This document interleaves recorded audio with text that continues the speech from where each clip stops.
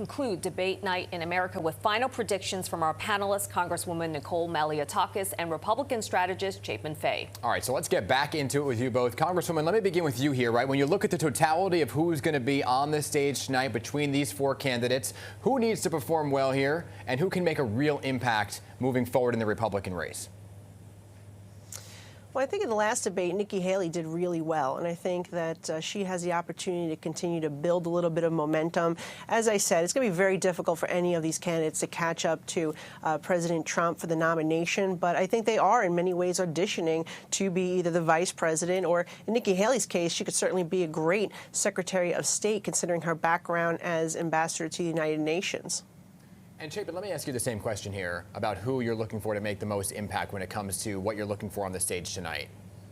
Well, I think the Congresswoman was exactly right in everything she said, and I think there will be some fireworks from all of them. I think they all need to differentiate themselves, and I too think Nikki Haley has a little bit of momentum coming into this one, and we'll see how she capitalizes on that. I think there'll be some fireworks, and they're going to try and create their moment, as usual for these debates. Now, the field of candidates has certainly narrowed. There'll only be 4 of them on stage tonight. Congresswoman, will any one candidate be the main target tonight? It's hard to say at this point, but I think whoever's going to be doing well is going to be the target. I think Nikki Haley, quite frankly, has been the target and will continue to be the target. I think that, look, I think what's really important tonight is that they focus on the major issues. And we talked a little bit about immigration before, but I think the other big issue, as was mentioned, was the economy, right? We're paying higher for gas prices right now. Mortgage interest rates are out of control. People can't afford to buy their first home if they're a young family, or even keep their home if they're an older family. There's a lot of problems with the current economy, and I think that's an area where they can really differentiate themselves from this president and possibly from each other. Remember, 3 of them have been governors. They should be talking about their credibility and what they've done as a governor to get their state on track. I think that's something that could be very well the case in Chris Christie's example, inheriting his state from a Democrat.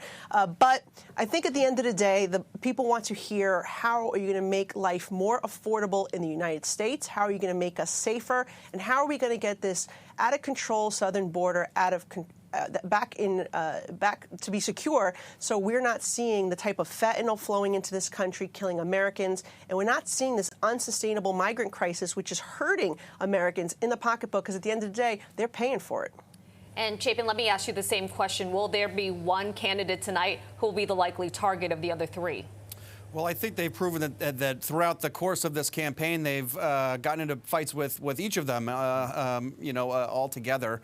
And listen, in campaigns and politics, you have to put yourself in the best possible position to capitalize on opportunity. And that's what these 4 candidates are doing. They're trying to put themselves in the best possible scenario that maybe, President Trump's legal problems preclude him from being able to continue his campaign or something like that. So that's what they're all going to be doing and trying to do today. Will one stand out? I'm not sure.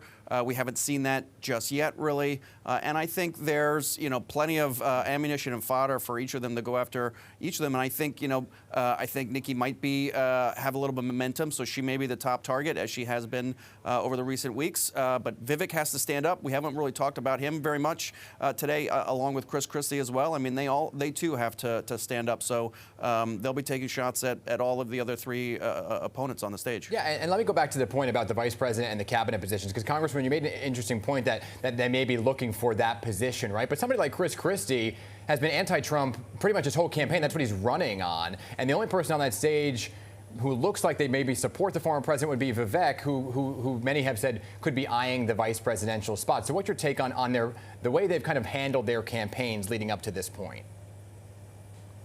Well, look, as we know, there were so many people fighting with Donald Trump on the stage last time around, and many of them ended up being in his cabinet or working very closely with him, right? So I think that, you don't always take these things personally. You're there, you're debating, you're fighting to show the American people that you are the best candidate that can do the job. And at the end of the day, we are really all working against President Biden, because he's the one that has caused so much pain for American families. families. His agenda, anti-energy agenda, has increased costs on American family. We are less safe because of our open border. We are seeing fentanyl killing more Americans than ever before. And so I think that there's so much that will unite this party following all of this. When the dust settles and we figure out who is going to be the ticket, I think that it'll be a ticket that we can all rally around, because quite frankly, we have to win this election, because we cannot afford another 4 years of this president's policies that have made America so less affordable and has made the world, quite frankly, less safe. We didn't have these types of international situations that we had under the previous president. Congresswoman, we're going to have to leave it there because we are up against the clock for the big debate. So, Congresswoman Chapin, appreciate you being here for your insight on debate night in America.